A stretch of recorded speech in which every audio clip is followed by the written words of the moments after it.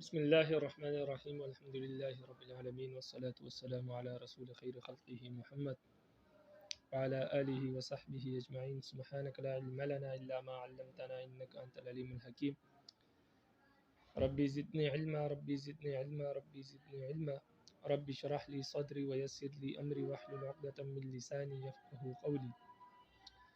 ولما كان مذهب جمهور المحدثين والمتكلمين والفقهاء أن الإيمان تصديق بالجنان وإقرار باللسان وعمل بالأركان، أشار إلى نفي ذلك بقوله: فأما الأعمال أي الطاعات فهي تتزايد في نفسها والإيمان لا يزيد ولا ينقص. فها هنا مقامان: الأول أن الأعمال غير داخلة في الإيمان لما مر من أن حقيقة الإيمان هو التصديق، ولأنه قد ورد في الكتاب والسنة عطف الأعمال على الإيمان، كقوله تعالى: إن الذين آمنوا وعملوا الصالحات،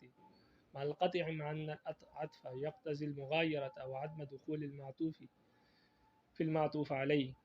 إلى آخره. یہاں سے شارح رحمہ اللہ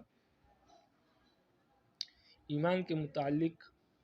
چوتھا مذہب بیان کر رہے ہیں۔ پہلا مذہب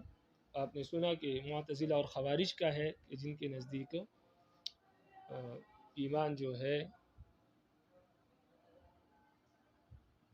وہ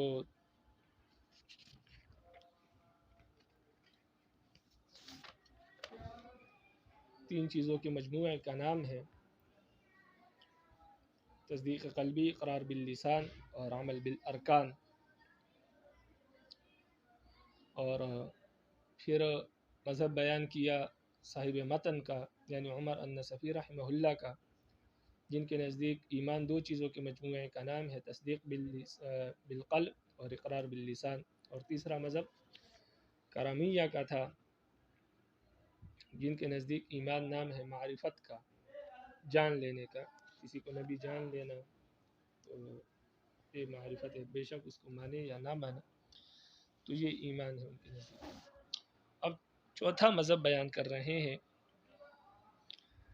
جن کے نزدیک ایمان جو ہے یہ محدثین، متکلمین اور فقہا کا مذہب ہے۔ متکلمین سے یہاں مراد معتزلہ اور خوارج ہے، اور باقی محدثین اور فقہا کا بھی یہ مذہب ہے، لیکن اس میں کچھ فرق ہے متکلمین کے ایمان میں اور محدثین اور فقہا کے ایمان میں۔ متکلمین کی اصل بات یہ ہے، یہ جو معتزلہ جس سے مراد متکلمین سے مراد خوارج اور معتزلہ ہے، کہ ان کے نزدیک عمل صالح جو ہے یعنی عمل بالارکان وہ ایمان کا جز ہے، رکن ہے، اس کے بغیر ایمان حاصل نہیں ہوگا۔ لیکن محدثین اور متکلمین اور فقہا کے نزدیک، جو فقہا اور محدثین کے نزدیک یہ ایمان کامل کا جز ہے، یعنی اس کے بغیر بھی ایمان ہوگا لیکن ایمان کامل نہیں ہوگا۔ تو یہ فرق ہے کچھ۔ تو یہاں سے مصنف رحمہ اللہ ایمان کے متعلق یہ چوتھا مذہب بیان کر رہے ہیں اور فرماتے ہیں کہ ان حضرات کے ہاں یعنی محدثین، متکلمین اور فقہا کے ہاں ایمان تین چیزوں کے مجموعے کا نام ہے: دل سے مان لینا، تصدیق قلبی کا، اور اقرار باللسان کا یعنی زبان سے اقرار کرنا، وعمل بالارکان اور اعضاء سے نیک اعمال کرنا۔ ان تین چیزوں کے مجموعے کا نام ایمان ہے۔ تو مطلب یہ ہوا کہ اگر کسی نے تصدیق قلبی نہیں کی تو وہ مومن نہیں ہے، اسی طرح اگر کسی نے تصدیق قلبی کی اور اقرار باللسان نہیں کیا تو وہ بھی مومن نہیں ہے، اسی طرح اگر کسی نے تصدیق قلبی بھی کر لی اور اقرار باللسان بھی کر لیا ایمان کا، لیکن عمل صالح نہیں کرتا یا عمل صالح نہیں کیے تو وہ مومن نہیں ہے، یا عمل صالح کرنے کے بعد عمل صالح چھوڑ دے تو بھی وہ مومن نہیں ہے۔ یہی مسلک ہے معتزلہ اور خوارج کا۔ تو یہاں سے یہ بیان کر رہے ہیں، یہاں سے تصدیق بالجنان، جنان دل کو کہتے ہیں جیم کے فتح کے ساتھ، اور عمل بالارکان، ارکان رکن کی جمع ہے، یہاں سے مراد اعضاء اور جوارح ہے، یعنی انسان اپنے اعضاء سے جو عمل کرے تو اعضاء کو ارکان کہتے ہیں۔ تو عمل بالارکان یعنی اعضاء سے عمل کرنا، یعنی یہاں سے مراد عمل صالح ہے۔ تو دل سے تصدیق کرنا، تصدیق بالجنان، اقرار باللسان اور عمل بالارکان، ان تین چیزوں کے مجموعے کا نام کیا ہے؟ ایمان ہے۔ تو چونکہ آپ نے اہل سنت والجماعت کا مسلک پڑھا، مذہب پڑھا کہ اہل سنت والجماعت کے نزدیک ایمان نام ہے صرف تصدیق قلبی کا، اقرار باللسان اس کے لیے شرط ہے دنیاوی احکام کے جاری ہونے کے لیے، اور عمل بالارکان جو ہے یہ ہمارے نزدیک اہل سنت والجماعت کے نزدیک ایمان کے ثمرات میں سے ہے، ایمان کا جزء اور رکن نہیں ہے۔ تو چونکہ محدثین، متکلمین اور فقہا کا یہ مذہب جو ہے یہ اہل سنت والجماعت کے مسلک اور مذہب کے خلاف ہے، اس وجہ سے ان کی تردید یہاں سے کر رہے ہیں۔ تو شارح فرماتے ہیں کہ جب محدثین اور متکلمین اور فقہا کا یہ مذہب ہے کہ ایمان 3 چیزوں کے مجموعے کا نام ہے، تو مصنف نے یہاں پر اس عبارت سے ان کی تردید کی۔ مصنف یعنی ماتن جو ہے وہ اس عبارت سے کہ اعمال فاما الاعمال ای الطاعات فهي تتزاید فی نفسها والایمان لا یزید ولا ینقص، فرماتے ہیں اس عبارت سے مصنف نے ان حضرات کی تردید کی، ان کے مذہب کی تردید کی جو یہ مانتے ہیں کہ ایمان 3 چیزوں کے مجموعے کا نام ہے، تو ان کی تردید اس عبارت سے کی۔ وہ تردید آپ اس کا ترجمہ سمجھے تو اس سے آپ کو تردید معلوم ہو جائے گی۔ یعنی ماتن کہتے ہیں کہ اعمال یعنی نیک اعمال جو ہے، اعمال سے مراد الطاعات یعنی نیک اعمال، نیک اعمال جو ہے وہ اپنے نفس میں زیادہ ہوتے ہیں، اور ایمان جو ہے وہ نہ زیادتی کو قبول کرتا ہے اور نہ ہی نقصان کو قبول کرتا ہے۔ یعنی عمل صالح ایسے اعمال ہے کہ جس میں کبھی انسان بڑھ جاتا ہے، کبھی انسان نماز، روزہ، حج، زکوٰۃ، تسبیحات میں بڑھ جاتا ہے، اس کی تسبیحات زیادہ ہو جاتی ہے، نمازیں، نوافل وغیرہ بھی پڑھنا شروع کر دیتا ہے، اور بعض اوقات حالت یہ ہوتی ہے کہ انسان فرائض تک محدود ہو جاتا ہے یا صرف اس کے ساتھ سنتیں ادا کر لیتا ہے جو لازم ہے ذمے پر، اور نوافل وغیرہ اس سے ادا نہیں ہوتے، تسبیحات اس سے نہیں ہوتی، تو یہ اعمال میں کمی آ جاتی ہے، اور بعض اوقات اس میں زیادتی آ جاتی ہے، جس طرح عام طور پر رمضان میں اعمال میں زیادتی آ جاتی ہے۔ تو مصنف فرماتے ہیں کہ اعمال میں زیادتی اور کمی ہوتی ہے، اور ایمان میں نہ زیادتی ہوتی ہے اور نہ ہی کمی ہوتی ہے۔ تو ایمان میں زیادتی اور کمی کیسے نہیں ہوتی، یہ مصنف رحمہ اللہ آگے اس کی تشریح کریں گے۔ فی الحال آپ یہ سمجھیں کہ ایمان میں زیادتی اور کمی نہیں ہوتی اور عمل صالح میں زیادتی اور کمی ہوتی ہے۔ تو جب اعمال میں زیادتی اور کمی ہوتی ہے اور ایمان میں زیادتی اور کمی نہیں ہوتی، تو پھر اعمال جو ہے ایمان کا جز نہیں ہو سکتے، اعمال ایمان میں داخل نہیں ہو سکتے، کیونکہ دونوں میں مغایرت ہے، دونوں میں اختلاف پایا جاتا ہے، دونوں میں تضاد ہے۔ تو جب دونوں میں تضاد ہے تو دونوں ایک دوسرے کا جز نہیں ہو سکتے۔ اسی وجہ سے جن لوگوں نے اعمال کو ایمان کا جز قرار دیا ہے اور ایمان کو 3 چیزوں کے مجموعے کے نام دیا ہے کہ ایمان 3 چیزوں کے مجموعے کا نام ہے، تصدیق بالقلب، اقرار باللسان اور عمل صالح کا، تو ان کا یہ مذہب درست نہیں ہے، اس لیے کہ انہوں نے اعمال کو ایمان کا جز بنایا ہے، حالانکہ ایمان میں زیادتی اور کمی نہیں ہوتی اور عمل صالح میں کمی اور زیادتی ہوتی ہے۔ تو 2 منافات چیزوں کو انہوں نے ایک چیز میں جمع کر دیا ہے، تو 2 منافی چیزیں ایک چیز میں جمع نہیں ہو سکتی، یا یوں کہے کہ کوئی منافی چیز کسی جز نہیں بن سکتا، یعنی کل اس کا منافی ہو، ایمان منافی ہو اور عمل صالح کو آپ اس کا جز بنا دے تو یہ درست نہیں ہے۔ اس لیے ان حضرات کا یہ مسلک درست نہیں ہے جنہوں نے عمل صالح کو ایمان کا جز بنایا ہے، کیونکہ ایمان میں کمی زیادتی نہیں ہوتی اور عمل صالح میں کمی زیادتی ہوتی ہے، تو لہٰذا عمل صالح ایمان کا جز نہیں بن سکتے۔ تو جب جز نہیں بن سکتے تو ان کا یہ مذہب درست نہیں ہے۔ یہاں تک آپ عبارت دیکھیں، فرماتے ہیں وَلَمَّا كَانَ مَذْهَبُ جَمْهُورِ الْمُحَدِّثِينَ وَالْمُتَكَلِّمِينَ وَالْفُقَهَاءِ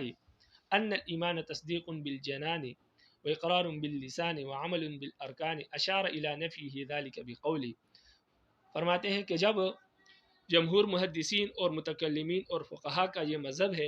کہ ایمان نام ہے تصدیق بالجنان یعنی دل سے تصدیق کرنے کا اور زبان سے اقرار کرنے کا اور اعضاء سے عمل کرنے کا، جب ان کا یہ مسلک ہے تو مصنف نے اشار الی نفی ذلک بقولہ، تو ماتن نے اس مذہب کے نفی اور تردید کی طرف اشارہ کیا اپنے اس قول کے ساتھ۔ کس قول کے ساتھ؟ فَأَمَّا الْأَعْمَالُ أَيِ الطَّاعَاتُ فَهِيَ تَتَزَايَدُ فِي نَفْسِهَا وَالْإِيمَانُ لَا يَزِيدُ وَلَا يَنْقُصُ، اس قول کے ساتھ کہ اعمال یعنی طاعات جو ہے یعنی نیک اعمال جو ہے وہ اپنے ذات میں زیادتی کو قبول کرتے ہیں، اور ایمان نہ زیادتی کو قبول کرتا ہے اور نہ ہی کمی کو قبول کرتا ہے، یعنی اعمال زیادتی اور کمی دونوں کو قبول کرتے ہیں اور ایمان زیادتی اور کمی کو قبول نہیں کرتا. تو جب دونوں میں منافات ہے جب دو منافی چیزیں جو ہے وہ ایک دوسرے کے جز نہیں بن سکتی، تو لہٰذا اعمال ایمان کا جز نہیں بن سکتے. فہا ہنا مقامان الاول، یہاں سے مصنف فرماتے ہیں کہ اس عبارت کی تشریح میں فرماتے ہیں یہاں پر دو مقامات کو آپ سمجھیں، دو باتوں کو آپ سمجھیں. پہلی بات تو یہ ہے کہ اعمال جو ہے وہ ایمان میں داخل نہیں ہے، یعنی اعمال جو ہے وہ ایمان کا جز نہیں ہے.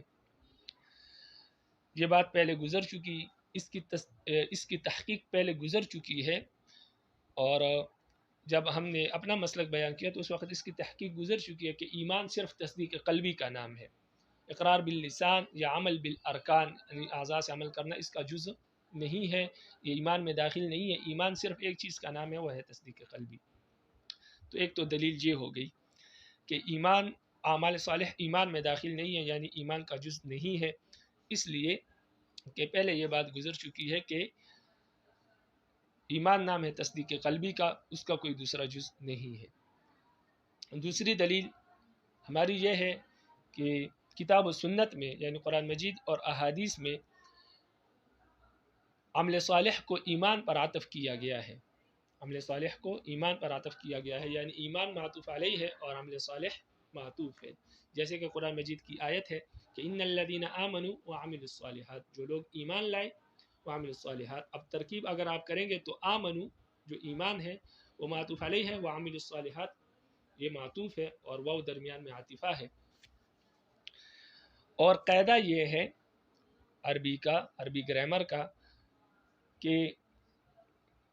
معطوف اور معطوف علیہ میں مغایرت ہوتی ہے، منافات ہوتی ہے، دونوں ایک چیز کبھی نہیں بن سکتے. جیسے آپ یوں کہیں کہ جاءنی زید و عمر، میرے پاس زید اور عمر تشریف لائے،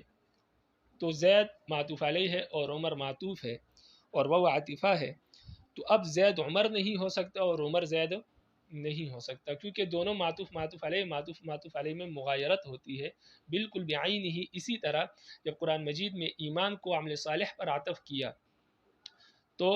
عمل صالح کو ایمان پر عطف کیا تو اب عمل صالح الگ چیز ہے اور ایمان الگ چیز ہے، کیونکہ قاعدہ یہ ہے عربی گرامر کا کہ دونوں ایک چیز نہیں ہو سکتے، معطوف علیہ کبھی ایک چیز نہیں ہو سکتے. تو اگر آپ عمل صالح کو ایمان کا جز قرار دیں گے تو عربی قاعدے اور عربی گرامر کے خلاف ہے، عربی قاعدہ ٹوٹ جائے گا، عربی گرامر غلط ہو جائے گی، کیونکہ وہ گرامر کے مطابق دونوں ایک چیز نہیں بن سکتے اور آپ ان دونوں کو ایک چیز بنا رہے ہیں. تو لہٰذا اس لیے آپ کی سوچ غلط ہو سکتی ہے، قاعدہ اپنی جگہ پر برقرار ہے. اس لیے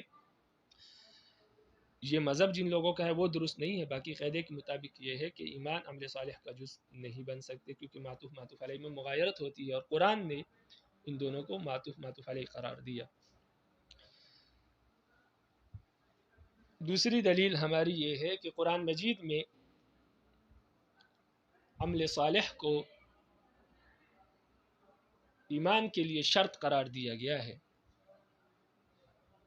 جیسے قرآن مجید کی آیت ہے وَمَن يَعْمَلْ مِنَ الصَّالِحَاتِ مِن ذَكْرٍ أَوْ أُنثَىٰ، مرد اور عورت میں سے جو بھی نیک اعمال کریں گے وَهُوَ مُؤْمِنٌ، تو وہ مومن ہوں گے. تو یہاں پر وَمَن يَعْمَلْ مِنَ الصَّالِحَاتِ مِن ذَكْرٍ أَوْ أُنثَىٰ یہ شرط ہے، وَهُوَ مُؤْمِنٌ یہ اس سے حال بن رہا ہے. اب حال کو شرط کیسے قرار دیا؟ تو حال جو ہے وہ عامل کے لیے قید ہوتی ہے، یعنی اس کے لیے شرط ہوتی ہے، تو اس لیے اس کو شرط قرار دے سکتے ہیں. عامل جو ہے وہ حال کے لیے شرط ہو سکتا ہے. تو اس لیے ہم نے عربی نحو کے اعتبار سے اگرچہ یہ شرط نہیں ہے لیکن معنی کے اعتبار سے وَهُوَ مُؤْمِنٌ، یہ وَمَن يَعْمَلْ مِنَ الصَّالِحَاتِ مِن ذَكْرٍ أَوْ أُنثَىٰ یہ وَهُوَ مُؤْمِنٌ کے لیے شرط بن رہا ہے. تو ہم معنی کے اعتبار کرتے ہیں، یہاں کوئی نحوی بحث نہیں ہو رہی. تو بہرحال آپ یہ سمجھیں کہ عمل صالح کو مومن ہونے کے لیے یا ایمان کے لیے شرط قرار دیا ہے قرآن مجید نے. اور یہ بات بھی اظہر من الشمس ہے کہ شرط اور جزا میں مغایرت ہوتی ہے. کوئی چیز اگر دوسرے کے لیے شرط ہے تو دونوں میں مغایرت کا ہونا ضروری ہے، شرط اور مشروط میں مغایرت کا ہونا ضروری ہے. اس لیے کہ اگر آپ دونوں میں مغایرت نہیں مانیں گے تو پھر یہ لازم آئے گا کہ کوئی چیز اپنی ذات کے لیے شرط ہو، اور یہ ناجائز ہے، عقل کے خلاف ہے۔ مثال سے آپ کو بات سمجھ آ جائے گی، جیسے کہ وضو نماز کے لیے شرط ہے۔ اب شرط وضو اور نماز الگ الگ چیز ہے، وضو شرط ہے اور نماز مشروط ہے۔ تو اب اگر کوئی دونوں کو ایک ہی چیز مان لے، دونوں ایک ہی چیز ہو، تو یہ تو ممکن نہیں ہے کہ شرط اور مشروط ایک ہی چیز ہو۔ اور اگر کوئی دونوں کو ایک چیز مان لے تو پھر اس سے یہ لازم آئے گا کہ کوئی چیز اپنی ذات کے لیے شرط ہو، اور یہ محال ہے، ناممکن ہے، ناجائز ہے۔ مثال کے طور پر وضو کو وضو کے لیے ہم شرط مان لیں کہ وضو کے لیے ضروری ہے کہ انسان پہلے وضو کرے، تو جب انسان ایک مرتبہ وضو کرے گا دوسرے وضو کے لیے، تو جب دوسرا وضو کرے گا تو پھر اس کے لیے تیسرا وضو شرط ہوگا، کیونکہ وضو کے لیے جب آپ وضو شرط مانیں گے تو اس سے دور اور تسلسل لازم آئے گا۔ اس لیے یہ ناجائز ہے کہ کوئی چیز عقل کے اعتبار سے کہ کوئی چیز اپنے ذات کے لیے شرط ہو۔ تو چونکہ جب وضو کے لیے وضو شرط ہوگا تو آپ ایک وضو کے لیے وضو کریں گے، لیکن جب دوسرا وضو کریں گے تو اس کے لیے ایک الگ وضو شرط ہوگا، تو اس سے تسلسل یا دور لازم آئے گا۔ اور دور اور تسلسل آپ منطق میں پڑھ چکے ہیں کہ وہ ناجائز ہے، درست نہیں ہے عقل کے اعتبار سے۔ تو اس لیے قرآن مجید نے جو ہے عمل صالح کو ایمان کے لیے شرط قرار دیا ہے، اور یہ بات اظہر من الشمس ہے کہ شرط مشروط میں داخل نہیں ہوتا یا شرط مشروط کا جزء نہیں ہوتا۔ تو جب یہ بات ثابت ہے تو اس سے یہ بات بھی ثابت ہوگی کہ ایمان عمل صالح جو ہے وہ ایمان کا جزء نہیں ہو سکتی، اس لیے کہ دونوں ایک دوسرے کے لیے شرط اور مشروط ہے۔ قرآن نے اس کو شرط اور مشروط قرار دیا، تو لہٰذا عمل صالح ایمان کا جزء نہیں ہو سکتے۔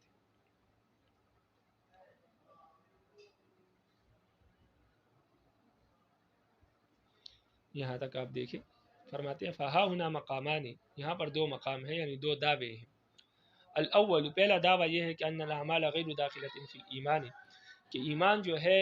عمل صالح جو ہے وہ ایمان میں داخل نہیں ہے۔ لما مر، بوجہ ان دلائل کے جو دلائل پہلے گزر چکے ہیں، اور وہ دلائل یہ ہے کہ ان حقیقت الایمان ہوا التصدیق، یعنی اس بات کے جو پہلے گزر چکی ہے، اور وہ بات یہ ہے کہ ایمان کی حقیقت تصدیق قلبی ہے۔ ایمان کی حقیقت جو ہے وہ صرف تصدیق ہے، عمل صالح یا اقرار باللسان اس کے لیے اس کا جز نہیں ہے۔ تو اس وجہ سے یہ بات تو ثابت ہے کہ عمل صالح ایمان کا جز نہیں ہے، یعنی ایمان میں داخل نہیں ہے۔ ایک دلیل یہ ہوگی۔ دوسری دلیل ولی انہو، اور اس وجہ سے بھی کہ قد ورد فی الکتاب و سنت، کتاب و سنت میں یعنی قرآن مجید اور احادیث میں وارد ہوا ہے عطف الاعمال علی الایمان، ایمان کا عمل صالح کا عطف جو ہے ایمان پر وارد ہوا ہے، یعنی عمل صالح کو ایمان پر عطف کیا گیا ہے قرآن و سنت میں۔ قول تعالیٰ، جیسے کہ رب العالمین کا قول ہے، مثال کے طور پر ایک آیت پیش کر رہے ہیں، جیسے کہ رب العالمین کا قول ہے قرآن مجید میں کہ ان الذین آمنوا وعملوا الصالحات، جو لوگ ایمان لائے وعمل صالح اور عمل صالح کیے، تو یہاں پر عمل صالح کو ایمان پر عطف کیا گیا ہے۔ تو جب عطف کیا گیا تو فرماتے کہ مع القطع، قرآن مجید میں عطف وارد ہوا ہے عمل صالح کا ایمان پر، اس کے باوجود یہ بات یقینی اور قطعی ہے کہ ان العطف یقتضی المغایرۃ، کہ عطف جو ہے وہ مغایرت کا تقاضا کرتا ہے، منافات کا تقاضا کرتا ہے، یعنی وہ یہ بتاتے ہیں کہ یہ دونوں ایک چیز نہیں ہے، معطوف معطوف علیہ میں مغایرت ہے، الگ الگ چیزیں۔ اور اسی طرح عطف یہ بھی تقاضا کرتا ہے کہ عدم دخول المعطوف فی المعطوف علیہ، کہ معطوف جو ہے وہ معطوف علیہ کے اندر داخل نہ ہو، یعنی معطوف جو ہے وہ معطوف علیہ کا حصہ اور جز نہ ہو۔ تیسری دلیل وورد ایضا جعل الایمان شرطا لصحت الاعمال، اور اسی طرح یہ بات بھی وارد ہوئی ہے قرآن و سنت میں کہ ایمان کے لیے عمل صالح کو شرط قرار دیا ہے اور ایمان کو مشروط قرار دیا گیا ہے۔ کما فی قول تعالی، جیسے کہ قرآن مجید کہتے ہیں ومن یعمل من الصالحات من ذکر او انثی، مرد اور عورت میں سے کوئی بھی نیک اعمال کرے وہو مؤمن، تو وہ مومن ہوگا، وہ مومن ہوں گے۔ مع القطع، اس کے ساتھ یہ بات یقینی ہے کہ ان المشروط لا يدخل فی الشرط، کہ مشروط جو ہے وہ شرط کا حصہ نہیں ہوتا، مشروط شرط میں داخل نہیں ہوتا۔ لامتناع، کیوں؟ لامتناع اشراط الشیء لنفسه، اس لیے کہ کسی چیز کا اپنی ذات کے لیے شرط ہونا یہ ممنوع ہے، ناجائز ہے، درست نہیں ہے۔ تو اگر ہم شرط اور مشروط کو ایک مان لیں گے یعنی عمل صالح جو قرآن نے شرط قرار دیا ہے اس کو ایمان مان لیں گے یا ایمان کا جز مان لیں گے، تو ایسی صورت میں ایمان اپنے ذات کے لیے شرط ہو جائے گا قرآن مجید کی آیت سے، کیونکہ عمل صالح ایمان ہے اور اس کو ایمان کا شرط قرار دیا ہے قرآن مجید نے. تو پھر تو ایسا ہو گیا کہ کوئی چیز اپنے ذات کے لیے شرط ہے، جیسے میں نے آپ کو وضو کی مثال دی، اور یہ ممتنع ہے اس لیے کہ اس سے دور اور تسلسل لازم آتا ہے. وورد أيضا إثبات الإيمان لمن ترك بعض الأعمال كما في قوله تعالى وإن طائفتان من المؤمنين اقتتلوا على ما مر مع القطع بأنه لا تحقق للشيء بدون ركن. یہاں سے چوتھی دلیل پیش کر رہے ہیں، فرماتے ہیں کہ اسی طرح قرآن مجید نے ان لوگوں کے ایمان کی بھی گواہی دی ہے جن لوگوں نے نیک اعمال چھوڑ دیے ہوں اور برے اعمال کیے ہوں، یا برے اعمال اختیار کر لیے اور نیک اعمال چھوڑ لیے. قرآن مجید نے ان کو بھی مومن کے لفظ کے ساتھ مخاطب کیا ہے اور ان کے لیے مومن کا لفظ استعمال کیا ہے. اس دلیل کو یوں سمجھے کہ اگر عمل صالح ایمان کا جز ہوتا تو پھر مطلب یہ ہے کہ عمل صالح کے بغیر ایمان باقی نہیں رہ سکتا. جیسے میں نے آپ کو بتایا، اس مذہب کا مطلب یہ ہے کہ تصدیق قلبی کے بغیر ایمان باقی نہیں رہ سکتا، اقرار باللسان کے بغیر بھی ایمان باقی نہیں رہ سکتا، اور اگر کسی کو دونوں حاصل ہو، تصدیق قلبی اقرار باللسان، لیکن عمل صالح نہ کرے تو وہ بھی مومن نہیں رہ سکتا. اس لیے کہ ایمان تین چیزوں کے مجموعے کا نام ہے ان کے نزدیک. لیکن قرآن نے باوجود اس کے کہ انسان نیک اعمال چھوڑ دے اس کے باوجود بھی اس کو مومن قرار دیا ہے. تو اس سے معلوم ہوا کہ عمل صالح ایمان کا حصہ نہیں ہے. اگر ایمان کا حصہ یا جز ہوتے عمل صالح تو قرآن کبھی بھی ایسے لوگوں کو مومن قرار نہ دیتا جن لوگوں نے نیک اعمال چھوڑ دیے ہوں. لیکن قرآن مجید نے ایسے لوگوں کو مومن قرار دیا ہے جنہوں نے نیک اعمال چھوڑ دیے ہو. مثال کے طور پر قرآن مجید کی آیت ہے وَإِن طَائِفَتَانِ مِنَ الْمُؤْمِنِينَ اقْتَتَلُوا، مومنین کے دو گروہوں نے آپس میں قتال کیا، یعنی ایک دوسرے کو قتل کیا. اب ایک دوسرے کو قتل کرنا حرام ناجائز ہے. تو اس آیت میں یہ بتایا کہ مومنوں نے نیک اعمال چھوڑ دیے اور حرام کام کو اختیار کیا اور قتال شروع کر دیا. تو قتال کرنا حرام کام ہے، یعنی نیک عمل کو چھوڑ دیا، حرام کام اختیار کیا. اب اگر نیک اعمال کو چھوڑنے کی وجہ سے یا گناہ کرنے کی وجہ سے کوئی شخص ایمان سے خارج ہوتا، جیسے کہ معتزلہ اور خوارج کا مسلک ہے کہ نیک اعمال ایمان کا جز ہے، اگر کریں گے تو مومن رہیں گے، اگر نہیں کریں گے چھوڑ دیں گے یا گناہ کریں گے تو ایمان سے خارج ہو جائیں گے. تو یہ آیت ان کے خلاف ہے. اس لیے کہ اس آیت میں باوجود رب العالمین فرماتے ہیں کہ ان لوگوں نے قتال کیا یعنی حرام کام کیا اور نیک اعمال یعنی چھوڑے ہیں، لیکن اس کے باوجود کیونکہ جب برے اعمال کر رہے تو نیک تو نہیں کر رہے، تو نیک چھوڑے تو برے کر رہے. تو قتال حرام کام ہے، نیک اعمال نہیں ہے، لیکن اس کے باوجود قرآن ان کو مومن قرار دے رہا ہے. تو اس سے معلوم ہوا کہ ایمان عمل صالح جو ہے وہ ایمان کا جز نہیں ہے. اگر ایمان کا جز ہوتا تو قرآن مجید میں رب العالمین ان لوگوں کو کبھی مومن قرار نہ دیتا، کیونکہ جو لوگ نیک اعمال نہیں کر رہے، برے اعمال کر رہے ہیں، قتال کر رہے ہیں، لیکن اس کے باوجود رب العالمین ان کو مومن قرار دے رہا ہے. اس سے معلوم ہوا کہ یہ عمل صالح ایمان کا جز نہیں ہے. اگر ایمان کا جز ہوتے تو یہ لوگ مومن نہ ہوتے. اس سے معلوم ہوا کہ ایمان تصدیق قلبی کا نام ہے اور نیک اعمال جو ہے وہ ایک زائد چیز ہے جو ایمان کے ثمرات میں سے ہے، جز ایمان نہیں ہے. عبارت کو دیکھیں، فرماتے ہیں وَوَرَدَ أَيْضًا إِثْبَاتُ الْإِيمَانِ لِمَنْ تَرَكَ بعض الأعمال كما في قول تعالى وَإِن طَائِفَتَانِ مِنَ الْمُؤْمِنِينَ اقْتَتَلُوا عَلَى مَا مَرَّ مَعَ الْقَتْلِ بِأَنَّهُ لَا تَحَقُّقَ لِلشَّيْءِ بِدُونِ رُكْنِهِ. فرماتے ہیں اسی طرح یہ بات بھی وارد ہوئی ہے قرآن مجید میں کہ ایمان کو ان لوگوں کے لیے باقی رکھا گیا ہے جو لوگوں نے بعض اعمال چھوڑ دیے ہوں. ایسے مسلمان کے خون کی حفاظت کرنا انسان پر کے ذمہ ہے، ضروری ہے، لیکن بعض لوگوں نے اس کو چھوڑ دیا تھا، یعنی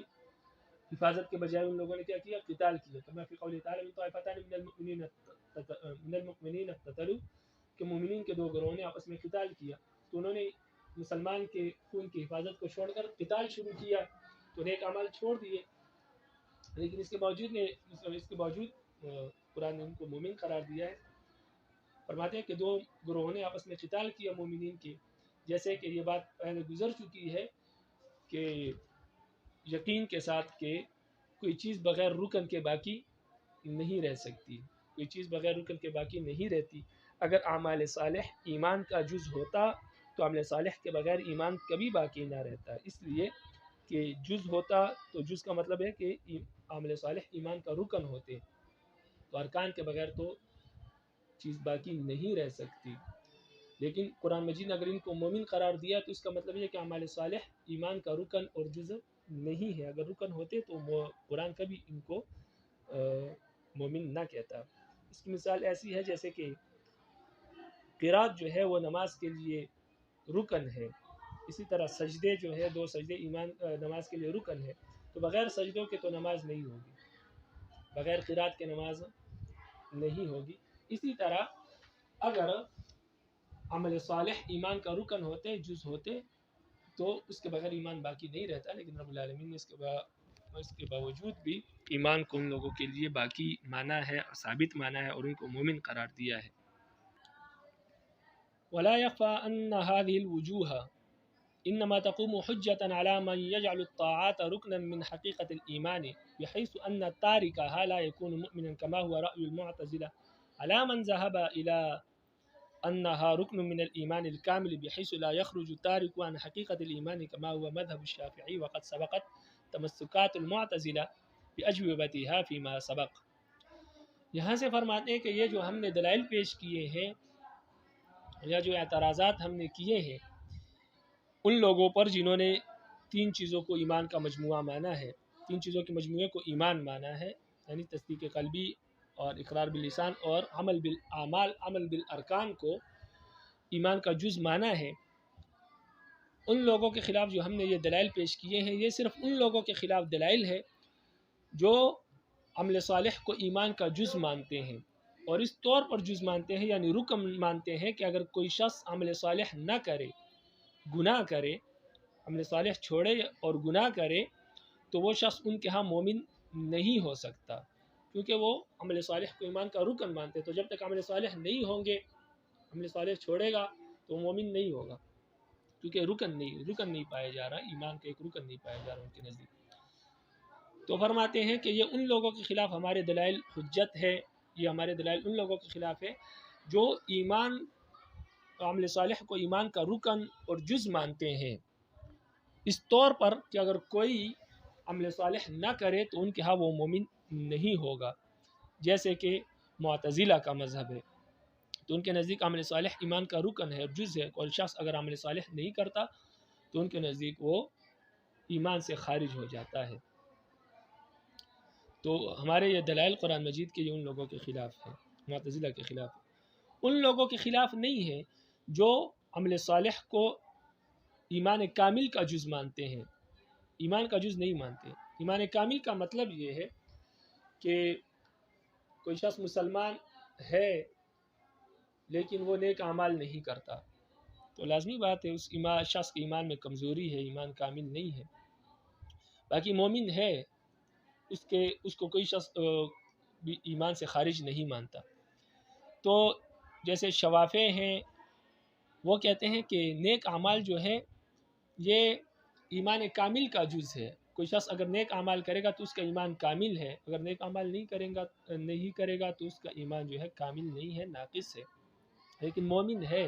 وہ ایمان سے خارج نہیں ہوگا نیک اعمال چھوڑنے کی وجہ سے یا نیک اعمال نہ کرنے کی وجہ سے یا گناہ کرنے کی وجہ سے، وہ ایمان سے خارج نہیں ہوگا ان کے نزدیک۔ تو فرماتے ہیں کہ یہ ان لوگوں کے خلاف ہمارے دلائل جو ہے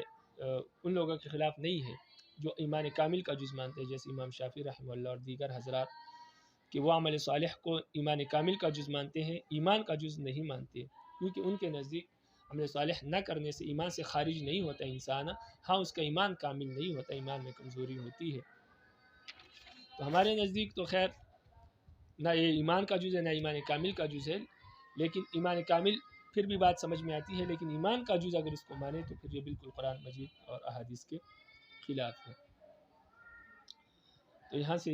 یہ بات ذکر کر رہے ہیں، اب آپ عبارت کو دیکھیں، فرماتے ہیں ولا یخفا، اور یہ بات مخفی نہیں ہے کہ ان هذه الوجوہ،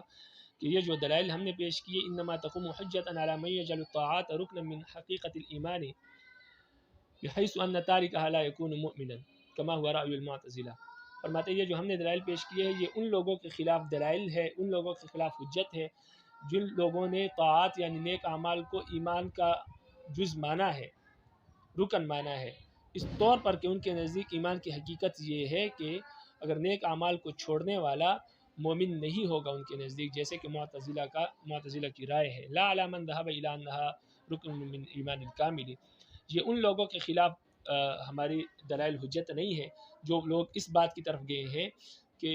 عمل صالح ایمان کامل کا رکن ہے، ایمان کا رکن نہیں ہے، اس طور پر کہ لا یخرج تارک عن حقیقت الایمان، کہ ان کے نزدیک عمل صالح کو چھوڑنے والا ایمان کی حقیقت سے خارج نہیں ہوتا، یعنی وہ مومن ہی رہتا ہے لیکن اس کا ایمان کامل نہیں ہوتا، کما ہوا مذہب الشافعی، جیسے امام شافعی رحمۃ اللہ کا مذہب ہے۔ وقت سبقت تمسکات المعتزلۃ باجوبتها فيما سبق، تو یہ ایک سوال کا جواب ہے۔ سوال یہ ہے کہ آپ نے اپنا مذہب بیان کیا، معتزلہ کا مذہب بیان نہیں کیا، ان کے دلائل بیان نہیں کیے، تو شارح نے جواب دیا ہے کہ معتزلہ کے دلائل جو ہے وہ پہلے گزر چکے ہیں اور ہم نے ان کے جوابات بھی دیے ہیں۔ تو فرماتے ہیں کہ معتزلہ کے تمام دلائل جوابوں سمیت جوابات کے ساتھ گزر چکے ہیں۔ جب ہم نے معتزلہ کا مسلک بیان کیا تھا تو اس وقت ان کے دلائل بھی بیان کیے اور ساتھ ساتھ شارح نے ان کے جوابات بھی دیے۔ تو یہ پہلا دعویٰ تھا جس کی تشریح مصنف نے کی ہے، یعنی ماتن کی متن سے جو بات ثابت ہو رہی تھی، دو دعوے ثابت ہو رہے تھے، تو ان میں ایک دعویٰ مصنف نے بیان کیا اور اس کی تشریح بیان کی، اب دوسرا دعویٰ جو ماتن کے متن سے ثابت ہو رہا ہے وہ بیان کر رہے ہیں اور اس کی تشریح بیان کر رہے ہیں۔ فرماتے ہیں المقام الثانی، دوسرا دعویٰ یہاں پر یہ ہے کہ ان حقیقت الایمان لا تزید ولا تنقص لما مر انها التصدیق القلبی الذي بلغ حد الجزم والاذعان وهذا لا يتصور في زيادة ولا نقصان حتى من حصل له حقيقة التصديق فسواء أتى بالطاعات أو ارتكب المعاصي فتصديق باق على حاله لا تغيير فيه اصلا۔ یہاں سے فرماتے ہیں کہ دوسرا دعویٰ اور دوسرا مقام یہ ہے مصنف کے ماتن کے متن سے جو ثابت ہوتا ہے کہ ایمان جو ہے اس میں زیادتی اور کمی نہیں آتی، اس لیے کہ ایمان نام ہے تصدیق قلبی کا، اور تصدیق قلبی بھی اس تصدیق قلبی کا جو یقین کی حد تک پہنچ جائے، یعنی ایمان اس کا نام ہے کہ کسی شخص کو دل سے یقین آ جائے کہ رب العالمین وحدہ لا شریک، یعنی وہ دل سے رب العالمین کو وحدہ لا شریک مانے، اس کے سوا کسی کو مشکل کشا حاجت روا نہ مانے، کارساز و دستگیر نہ مانے، اور نبی علیہ السلام کو رب العالمین کا آخری رسول مانے، اور نبی علیہ السلام جو احکامات لے کر آئے ہیں ان کو حق اور سچ مانے یقین کے ساتھ، تو یہ ایمان ہے۔ اب اگر ہم یہ کہیں کہ ایمان میں کمی ہوتی ہے یا زیادتی ہوتی ہے تو اس سے یقین سے بڑھ کر تو اور زیادتی نہیں ہو سکتی۔ یقین اسی کو کہتے ہیں کہ اس سے بڑھ کر انسان کو یقین میں اضافہ نہیں ہوتا۔ یقین ایک حد ہے جہاں تک انسان کو ایک بات پر یقین آ جائے، پھر اس سے کسی شخص نے سورج کو دیکھا کہ سورج طلوع ہوا ہے تو اس کو یقین ہے کہ سورج طلوع ہے، اب اس میں مزید زیادتی نہیں آ سکتی اس یقین میں۔ تو ایمان بھی اسی کا نام ہے کہ آخری حد تک انسان کو اس بات پر یقین آ جائے کہ اللہ وحدہ لا شریک ہے اور نبی علیہ السلام اللہ کے آخری رسول ہے اور ان کے احکامات جو لائے ہیں وہ حق اور سچ ہے، تو اس کو ایمان کہتے ہیں۔ اب اس میں زیادتی بھی نہیں ہو سکتی اور کمی بھی نہیں ہو سکتی، کیونکہ کمی کا مطلب یہ ہے کہ انسان کے ایمان میں کمی آ جائے، مطلب یہ ہے کہ اس کو اس بات میں شک پیدا ہو جائے کہ اللہ وحدہ لا شریک ہے یا نہیں، نبی علیہ السلام اللہ کے آخری رسول ہے یا نہیں، جو احکامات نبی علیہ السلام لے کر آئے وہ حق ہے یا نہیں، تو اسی کو کمی کہیں گے۔ اور شک یعنی یوں کہے کہ کمی کا مطلب یہ ہے کہ انسان کے ایمان میں شک پیدا ہو جائے، اور یہ بات بھی ثابت ہے اور اظہر من الشمس ہے کہ اگر کسی شخص کے ایمان میں شک پیدا ہو جائے تو اسلام سے خارج ہو جائے گا، اس لیے کہ آپ اس کو نبی علیہ السلام کے رسول ہونے میں شک ہے، آخری رسول ہونے میں شک ہے، تو انسان ایمان سے خارج ہو جائے گا۔ نبی علیہ السلام کے احکامات پر اس کو شک ہے، اللہ کے وحدانیت پر اس کو شک ہے، تو انسان ایمان سے خارج ہو جائے گا۔ اس لیے اہل سنت والجماعت کا مذہب یہ ہے،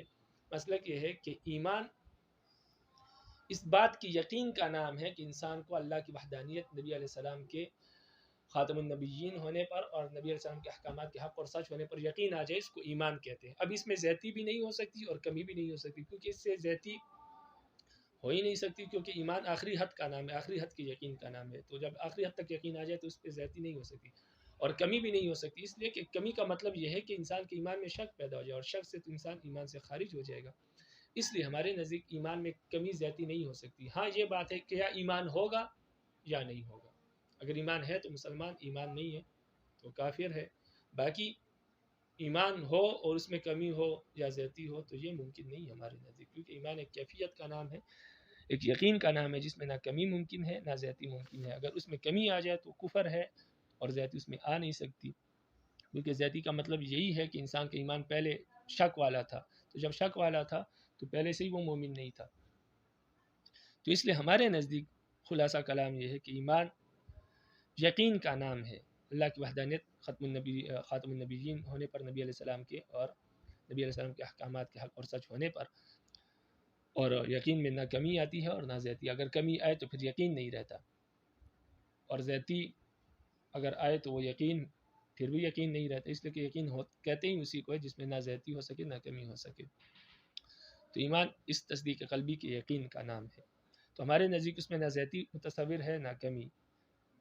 زیادتی تو واضح ہے، اور اگر کمی آ جائے تو وہ شک ہے اور ہمارے نزدیک اسلام سے خارج ہو جائے گا۔ اس لیے کمی زیادتی تو نہیں ہو سکتی، لیکن یہ ہو سکتا ہے کہ یا ایمان ہوگا یا نہیں ہوگا، اگر ایمان ہے تو مومن، ایمان نہیں ہے تو کافر۔ اب چاہے کسی شخص کا ایمان ہے تو اگر وہ اعمال صالح کرتا ہے تب بھی مومن ہے، اگر اعمال صالح نہیں کرتا تو اس کا یقین اپنی جگہ پر باقی رہتا ہے۔ مثال کے طور پر ایک شخص گناہ گار ہے، نماز وغیرہ نہیں پڑھتا، روزہ نہیں رکھتا، لیکن اس کو یقین ہے کہ اللہ وحدہ لا شریک ہے، نبی علیہ السلام آخری نبی ہے اور نبی علیہ السلام کے احکامات حق اور سچ ہے، لیکن اپنے شیطان کے غلبے کی وجہ سے وہ نیک اعمال اور قدرت نہیں رکھتا یا نیک اعمال نہیں کرتا، تو وہ شخص کافر نہیں ہے، وہ مومن ہی ہے، اس لیے کہ اس کے تصدیق قلبی میں کمی نہیں آئی، یقین میں کمی نہیں آئی ہے۔ جب تک یقین باقی ہے ایمان باقی ہے، جب تک ایمان باقی ہے تو وہ مومن ہے۔ اب عمل صالح کرنا یہ ایک الگ چیز ہے، اس سے ایمان کا نور پیدا ہوتا ہے، ایمان کے ثمرات پیدا ہوتے ہیں۔ انسان ایمان کا نور اور اس کے ثمرات کیا ہے؟ تو اس کے ثمرات اور اس کا نور یہ ہے کہ انسان کا تعلق رب العالمین سے جڑ جائے، دل منور ہو جائے، گناہوں سے نفرت پیدا ہو جائے، نیک اعمال کی طرف انسان کی رغبت پیدا ہو جائے، تو یہ نور ہے، یہ نیک اعمال سے پیدا ہوتا ہے، یہ ایمان کے ثمرات ہے۔ لیکن ایمان میں کمی زیادتی نہیں ہوتی۔ نیک اعمال اگر کوئی شخص نہیں بھی کرتا، گناہ کرتا ہے، تو اس سے ایمان ختم نہیں ہوتا۔ ہاں اتنی بات ضرور ہے کہ ایمان اپنی جگہ پر باقی رہتا ہے، لیکن ایمان کے ثمرات میں کمی آ جاتی ہے، وہ ایمان کا جو نور ہے وہ مان پڑ جاتا ہے۔ تو یہاں سے یہی فرما رہے ہیں کہ دوسرا مقام اور دوسرا دعویٰ یہ ہے کہ ان حقیقت الایمان لا تزید ولا تنقص، کہ ایمان نہ زیادتی کو قبول کرتا ہے نہ کمی کو قبول کرتا ہے، لما مر بوجہ اس کے، یعنی دلیل پیش کر رہے ہیں اس دلیل کی وجہ سے جو پہلے گزر چکا کہ انہا التصدیق القلبی الذی بلغ حد الجزم والاذعان، اس لیے کہ ایمان کہتے ہیں تصدیق قلبی کو جو کہ یقین کی حد تک پہنچ جائے اور اذعان کی حد تک پہنچ جائے۔ اذعان اور یقین تقریباً ہم معنی الفاظ ہے کہ بالکل یقین اور پختہ یقین انسان کو آ جائے اور دل سے مان لے، تو یعنی یقین تک انسان کا ایمان پہنچ جائے اور اس کو مان بھی لے، تو اس کو تصدیق قلبی کہتے ہیں، اس کو ایمان کہتے ہیں۔ تصدیق قلبی یقین تک پہنچ جائے اور انسان مان لے تو اس کو ایمان کہتے ہیں۔ اب جب اس حد تک یقین پہنچ جائے تو پھر وحاد اعلیٰ تصور فی ذات، تو اس میں زیادتی بھی ممکن نہیں ہے، ولا نقصان، اور اس میں نقصان بھی، کمی بھی ممکن نہیں ہے، یہاں تک کہ ان من حصل له حقیقت التصدیق، یہاں تک کہ ہمارے نزدیک جس شخص کو تصدیق کی حقیقت حاصل ہو جائے، یعنی اس کو یقین کے ساتھ وہ مان لے ان تمام چیزوں کو اور اس کو ایمان حاصل ہو جائے، تصدیق حاصل ہو جائے، فسواء، تو پھر برابر ہے، عطا بالطاعات، چاہے وہ نیک اعمال کرے، اب ارتکب المعاصی، یا گناہوں کے ارتکاب کرے فتصدیق و باقٍ علی حالی، تو اس کی تصدیق اور اس کا ایمان اپنی جگہ پر باقی رہتا ہے، لا تغییر فیہ اصلا، اس میں کوئی تبدیلی واقع نہیں ہوتی، اس کا ایمان اپنی جگہ پر برقرار رہتا ہے اور اس ایمان میں کوئی تبدیلی واقع نہیں ہوتی نیک اعمال کے چھوڑنے کی وجہ سے یا گناہ کرنے کی وجہ سے۔ اس لیے کہ جب ایک مرتبہ یقین آ گیا تو اب وہ یقین یا تو ختم ہوگا اور یا اپنی جگہ پر باقی رہے گا۔ باقی نیک اعمال نہ کرنے کی وجہ سے وہ اس کی وجہ ایک الگ ہے، وہ ایمان کے نہ ہونے کی وجہ سے نیک اعمال کو نہیں چھوڑتا بلکہ وہ شیطان کے غلبے کی وجہ سے چھوڑتا ہے۔ باقی اس کا یقین اپنی جگہ پر۔ بعض اوقات گناہگار لوگوں کا ایمان جو ہے وہ نیکوکار لوگوں سے بڑھ کر ہوتا ہے، بلکہ ان کا توکل زیادہ ہوتا ہے، تو اس سے معلوم ہوا کہ گناہ کبیرہ کرنے کی وجہ سے یا نیک اعمال نہ کرنے کی وجہ سے ایمان میں کمی یا زیادتی نہیں آتی، یعنی ایمان میں کمی نہیں آتی، اس طرح نیک اعمال کرنے کی وجہ سے زیادتی نہیں آتی، بلکہ وہ انسان کے ایمان کا نور اور ثمرات ہے جس میں زیادتی یا کمی آتی۔ والآیات الدالة على زیادة الإيمان محمولة على ما ذكره أبو حنیفہ إنهم كانوا آمنوا في الجملة ثم يأتي فرض بعد فرض وكانوا يؤمنون بكل فرض خاص وحاصله إلى آخره۔ یہاں سے ایک سوال کا جواب دے رہے ہیں، وہ سوال یہ ہے کہ آپ نے تو یہ کہہ دیا کہ ایمان میں کمی اور زیادتی نہیں ہوتی، لیکن قرآن مجید کی متعدد آیات سے یہ بات ثابت ہوتی ہے کہ ایمان میں کمی اور زیادتی ہوتی ہے۔ ثم ازدادوا ایمانا، اس طرح کی آیات جو ہے کہ ایمان میں زیادتی ہوتی ہے، تو اس سے معلوم ہوتا ہے ان آیات سے کہ ایمان میں زیادتی ہوتی ہے۔ جب زیادتی ہوتی ہے تو اس کا مطلب یہ ہے کہ کمی بھی ہوتی ہے۔ تو ان آیات کا جواب دیتے ہیں کہ ان آیات کا جواب یہ ہے جو امام ابو حنیفہ رحمہ اللہ نے ذکر کیا ہے کہ اصل بات یہ ہے کہ نبی علیہ السلام پر کچھ احکامات جو ہے بتدریج نازل ہوئے ہیں۔ 23 سال کے عرصے میں نبی علیہ السلام پر احکامات مسلسل جاری ہوتے رہتے تھے۔ تو پہلے نماز آئی تو مسلمانوں نے نماز پر ایمان لایا، پھر زکوٰۃ آئی، پھر حج آیا، پھر جہاد آیا۔ تو اس طرح پہلے ایک چیز پر ایمان تھا، پھر 2 پر ہوا، پھر 3 پر ہوا، پھر 4 پر ہوا۔ تو ایمان میں زیادتی اس اعتبار سے قرآن مجید نے بیان کی، یعنی مومن بھی کے اعتبار سے زیادتی بیان کی ہے۔ نفس ایمان میں زیادتی مراد نہیں ہے۔ مومن بھی یعنی جن چیزوں پر ایمان لائے ہیں ان چیزوں کے بڑھنے کی وجہ سے ایمان میں کثرت پیدا ہوتی تھی۔ پہلے ایک چیز پر ایمان تھا، پھر 2 پر، پھر 3 پر، پھر 4 پر، پھر اس طرح چلتے چلتے تو ہر دن کے ساتھ ایمان بڑھتا رہتا تھا، ہر نئے حکم پر ایمان لانے کی وجہ سے ایمان بڑھتا رہتا۔ تو یہ ایمان میں زیادتی نہیں ہوتی تھی۔ ایمان تو یہ ہے کہ ایک مرتبہ مان لیا اللہ کو حق سچ، نبی علیہ السلام کو آخری نبی اور نبی علیہ السلام کے احکامات کو حق سچ مان لیے۔ اب جو زیادتی ہو رہی ہے وہ چیزوں کے اعتبار سے ہو رہی ہے، جن چیزوں پر ایمان لایا جا رہا ہے تو ان چیزوں کے اعتبار سے زیادتی ہو رہی ہے۔ پہلے 1 پر تھا، پھر 2 پر، پھر 3 پر۔ نفس ایمان میں زیادتی نہیں، نفس ایمان تو اسی جگہ برقرار ہے کہ ایک مرتبہ حق سچ مان لیا، وہ یقین آ گیا، وہ یقین برقرار ہے۔ اب مومن بہی کے اعتبار سے اضافہ ہے کہ جن چیزوں پر ایمان لایا جا رہا ہے ان چیزوں میں اضافہ ہو رہا ہے، تو اس اعتبار سے ان آیات میں ایمان کی زیادتی بتائی گئی ہے۔ نفس ایمان کی زیادتی مقصود اور مطلوب نہیں ہے، اور یہ نبی علیہ السلام کے زمانے میں ہی تھا۔ نبی علیہ السلام کے زمانے کے بعد یہ صورت ممکن نہیں، اس لیے کہ نبی علیہ السلام کے زمانے میں احکامات آتے تھے، پہلے نماز آئی، پھر زکوٰۃ آئی، پھر حج آیا، پھر اب نبی علیہ السلام جب رخصت ہوئے دنیا سے تو اب جو احکامات ہیں وہی ہیں، اب مزید بڑھ نہیں سکتے۔ اس پر شارح نے اعتراض کیا ہے کہ امام صاحب نے جو یہ بات ذکر کی ہے کہ یہ نبی علیہ السلام کے زمانے میں ہی یہ بات ممکن تھی کہ ایمان میں مومن بھی کے اعتبار سے اضافہ ہوتا رہے، آج کے زمانے میں یہ ممکن نہیں ہے۔ تو فرماتے یہ بات درست نہیں ہے، اس لیے کہ آج کے زمانے میں بھی یہ بات ممکن ہے کہ کسی شخص کو کوئی شخص ایمان لائے اور اس کو ایمان اسلام کے سارے احکامات کا علم نہ ہو، پہلے وہ ایک حکم سیکھے، پھر دوسرا سیکھے، پھر تیسرا سیکھے، پھر چوتھا، پھر پانچواں، پھر چھٹا۔ تو اس طرح جب بھی وہ ایک حکم سیکھے گا پھر دوسرا سیکھے گا، تو پہلے ایک پر ایمان تھا، دوسرے پر، پھر تیسرے پر، تو اس طرح بڑھوتری ہوتی رہے گی۔ تو یہ تو آج کے زمانے میں بھی ممکن ہے، لیکن شارح کا یہ اعتراض درست نہیں ہے، اس لیے کہ اصل بات یہ ہے کہ جب صحابہ ایمان لائے تھے تو اور صرف نماز فرض ہوئی تھی تو ان کا ایمان صرف ان احکامات پر تھا جو نبی علیہ السلام پر ابھی تک آئے ہیں۔ باقی جو حکم آیا ہی نہیں اس پر ایمان تو ہو نہیں سکتا. تو پھر زکوٰۃ آئی تو زکوٰۃ پر ایمان بعد میں آیا ان کا. لیکن ابھی جو شخص مسلمان ہوتا ہے تو مسلمان ہونے کا مطلب ہی یہ ہے کہ وہ تمام احکامات کو حق سچ مان لے کہ نبی علیہ السلام جتنے بھی احکامات لائے ہیں وہ سارے حق اور سچ ہے، کیونکہ یہ نبی حق اور سچ ہے. تو اب ایمان ہو گیا. تو جب تمام احکامات کو حق سچ مان لیا تو اس میں نماز، روزہ، زکوٰۃ وغیرہ جتنے بھی احکامات ہیں سارے آگے. اب بعد میں جو سیکھ رہا ہے یہ علم میں اضافہ ہو رہا ہے، ایمان میں اضافہ نہیں ہو رہا. تو شارح کا یہ اعتراض جو ہے یہ درست نہیں ہے. تو اس کا جواب میں نے دے دیا کہ اس اعتبار سے کوئی اضافہ ہے. باقی یہ تو ہم نے جملہ معترضہ کے طور پر جواب دیا. باقی یہ ہے کہ مصنف نے فرمایا کہ اس اعتبار سے کہ پہلے ایمان اجمالی ہوتا تھا، پھر بعد میں تفصیلی ہوتا رہا، ایک ایک چیز پر ایمان ہوتا رہا جو بھی چیز نازل ہوتی رہی. تو اس اعتبار سے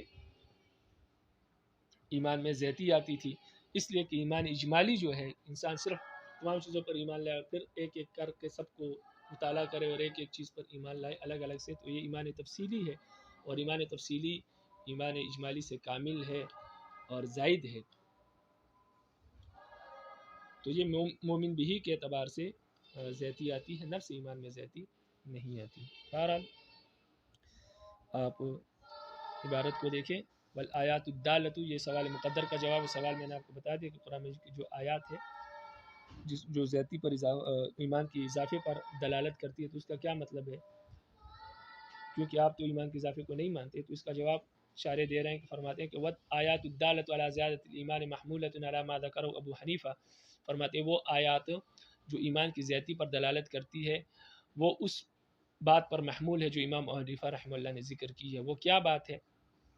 وہ بات یہ ہے کہ انہم کانوا آمنوا فی الجملہ، کہ پہلے مومنین جو ہے وہ انہوں نے تمام چیزوں پر ایمان لایا،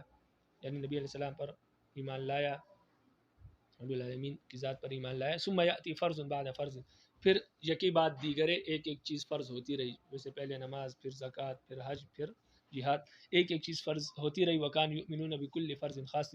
اور وہ مومنین یعنی صحابہ ہر فرض پر الگ الگ ایمان لاتے تھے، جو بھی چیز نازل ہوتی تھی اس پر ایمان لاتے تھے. تو اس طرح مومن بھی کے اعتبار سے اضافہ ہوتا رہا، پہلے ایک پر، پھر دو پر، پھر تین پر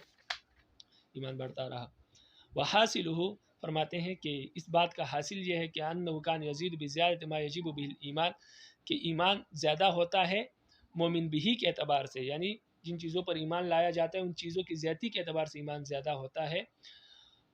نفس ایمان میں زیادتی نہیں ہوتی. نفس ایمان اس یقین کا نام ہے جو میں نے آپ کو بتایا، اس یقین میں اضافہ نہیں ہوتا، نہ کمی ہوتی. وہذا لا يتصور فی غیر عصر النبی صلی اللہ علیہ وسلم، فرماتے ہیں اس بات کا حاصل یہ ہے کہ ایمان میں اضافہ ہوتا ہے مومن بھی کے اعتبار سے، یعنی جن چیزوں پر ایمان لانا واجب ہے ان چیزوں کی زیادتی کی وجہ سے ایمان میں زیادتی ہوتی ہے، نفس ایمان میں نہیں ہوتی. وہذا لا يتصور فی غیر عصر النبی صلی اللہ علیہ وسلم، اور یہ بات نبی علیہ السلام کے زمانے کے علاوہ میں متصور نہیں ہو سکتی، یعنی نبی علیہ السلام کے زمانے کے بعد یہ بات متصور نہیں ہو سکتی، کیونکہ نبی علیہ السلام کے بعد اب کوئی حکم نازل ہوگا نہیں کہ جس پر مومن اور انسان ایمان لے آئے. اس وجہ سے اب مومن بھی کے اعتبار سے بھی اضافہ ممکن نہیں ہے. پہلے صحابہ کے دور میں مومن بھی کے اعتبار سے اضافہ ممکن تھا، لیکن مصنف اس بات کا رد کر رہے ہیں، شارح اس بات کا رد کر رہے ہیں کہ آج بھی مومن بھی کے اعتبار سے اضافہ ممکن ہے. تو فرماتے ہیں فی نظر، فرماتے ہیں کہ امام صاحب کی اس بات میں کچھ اشکال ہے، اور وہ اشکال یہ ہے کہ ان الاطلاع علی تفصیل الفرائض ممکن فی غیر عصر النبی صلی اللہ علیہ وسلم، کہ آج کل بھی فرائض کی تفصیل جاننے میں یعنی احکامات کی تفاصیل جاننا ممکن ہے نبی علیہ السلام کے زمانے کے علاوہ بھی، اس لیے کہ انسان ایمان لے آتے لیکن اس کو احکامات کا علم نہیں ہوتا، پھر ایک ایک چیز کو جان کر وہ اس پر ایمان لاتا ہے. تو آج کل بھی یہ بات ممکن ہے. تو یہ کہنا کہ نبی علیہ السلام کے زمانے کے بعد اب تو مومن بھی کے اعتبار سے بھی اضافہ ممکن ہے، تو فرماتے یہ بات درست نہیں ہے، اس لیے کہ آج کل بھی احکامات کے تفصیل پر اطلاع پانا ممکن ہے نبی علیہ السلام کے زمانے کے علاوہ بھی، یعنی نبی علیہ السلام کے زمانے کے بعد بھی. والایمان واجب اجمالا فیما علم اجمالا وتفصیلا فیما علم تفصیلا، اور فرماتے ہیں کہ ایمان اجمالی واجب ہے ان چیزوں میں جن چیزوں پر ایمان اجمالا لانا واجب ہے، جیسے تورات اور انجیل پر ایمان اجمالا لانا واجب ہے تو ان چیزوں میں ایمان اجمالی ہے. وتفصیلا فیما علم تفصیلا، اور ان چیزوں میں ایمان تفصیلی ہوگا جن چیزوں میں ایمان کے تفصیلی کا تقاضا ہے کہ قرآن مجید کو سیکھے، اس کو پڑھے، تو تفصیل کے ساتھ اس پر ایمان لائے. تو ان چیزوں میں ایمان تفصیلی ہے، تو بعض لوگوں کو تفصیلی ایمان حاصل نہیں ہوتا. اور بعض تو اس لیے وہ اجمالی ایمان ان کے پاس ہوتا ہے۔ تو فرماتے ہیں آج کل بھی اس لیے ممکن ہے اگر کوئی شخص تفصیلی ایمان حاصل کرتا ہے تو اس کے لیے فرائض اور احکامات پر اطلاع پاتا ہے، تو ہر حکم پر پھر الگ الگ ایمان لاتا ہے، تو اس لیے آج کل بھی مومن بھی کے اعتبار سے اضافہ ممکن ہے۔ اور فرماتے ولا خفا فی ان تفصیلی ازید بالاکمل، اور اس بات میں کوئی خفا نہیں ہے کہ ایمان تفصیلی جو ہے وہ ایمان اجمالی سے زائد ہے بلکہ اکمل ہے۔ تو ہم یہی کہتے ہیں کہ ایمان تفصیلی سے ایمان میں زیادتی نہیں آتی، بلکہ ایمان اجمالی سے ایمان تفصیلی کی طرف ایمان منتقل ہو جاتا ہے، باقی زیادتی اور کمی نہیں ہے، وہ یقین اپنی جگہ پر برقرار ہے۔ باقی یہ جو شارح نے اعتراض کیا ہے کہ آج کل بھی مومن بھی کے اعتبار سے اضافہ ممکن ہے، تو اس کا جواب ہم نے دے دیا ہے، کتاب میں تو موجود نہیں ہے کیونکہ شارح کی کتاب ہے، وہ اپنے خلاف تو جواب نہیں دے گا، تو ہم نے جواب دے دیا کہ امام صاحب پر جو انہوں نے اعتراض کیا اس کا جواب ہم نے دے دیا۔ وما ذکر من الاجمال لا ينحط عن درجته فانما هو في الاتصاف باصل الايمان، یہ ایک سوال مقدر کا جواب ہے۔ سوال اور اعتراض مصنف پر شارح پر یہ ہوتا ہے کہ آپ نے ابھی کہا کہ ایمان تفصیلی ایمان اجمالی سے زائد ہے اور اکمل ہے، اور پیچھے آپ نے یہ بات کہی تھی کہ ایمان اجمالی کا جو درجہ ہے وہ ایمان تفصیلی سے کم نہیں ہے بلکہ دونوں کا درجہ برابر ہے، ایمان تفصیلی اور ایمان اجمالی کا درجہ برابر ہے، اور آج آپ کہہ رہے ہیں کہ ایمان تفصیلی کا جو درجہ ہے وہ ایمان اجمالی سے زائد ہے۔ تو مصنف اس کا جواب دے رہے ہیں کہ فرماتے ہیں کہ ایک ہے اصل ایمان، نفس ایمان، اور ایک ہے مراتب ایمان، ایمان کے مختلف مرتبے۔ تو جو ہم نے پہلے بات کی تھی وہ ہم نفس ایمان کی بات کر رہے تھے کہ نفس ایمان میں زیادتی اور کمی ممکن نہیں ہے، اور مومن بھی کے اعتبار سے ایمان میں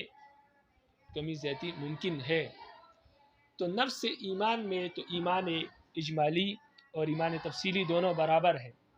نفس ایمان یہ ہے کہ اس کی مثال یوں سمجھے کہ ایک شخص کمزور اور لاغر ہے اور ایک شخص ہٹا کٹا پلوان ہے، موٹا تازہ ہے۔ تو اب جو موٹا تازہ ہے وہ لاغر اور کمزور انسان سے زائد ہے، اکمل ہے، کامل ہے، جسم میں بھی بڑا ہے، جسامت میں بھی بڑا ہے، طاقت میں بھی بڑھ کر ہے، لیکن انسان ہونے میں دونوں برابر ہیں۔ اسی طرح ایمان اجمالی جو ہے وہ ایمان ہونے میں تو برابر ہے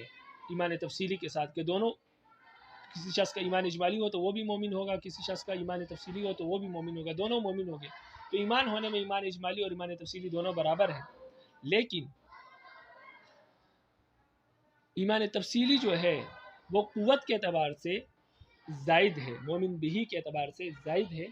تو وہاں پر جو ہم نے بات کہی تھی کہ ایمان اجمالی کا درجہ ایمان تفصیلی سے کم نہیں ہے، تو وہ نفس ایمان کی بات ہو رہی تھی کہ ایمان ہونے میں دونوں برابر ہیں، جیسے کہ کمزور لاغر اور ہٹا کٹا تازہ انسان